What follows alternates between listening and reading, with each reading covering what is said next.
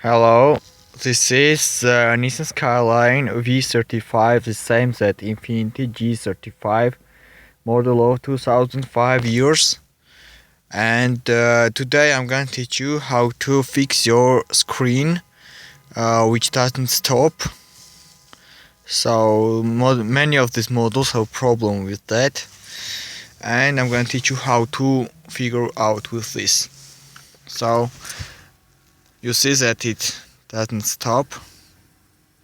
To fix it, we just need to pull it down, and you'll see that screen is now on.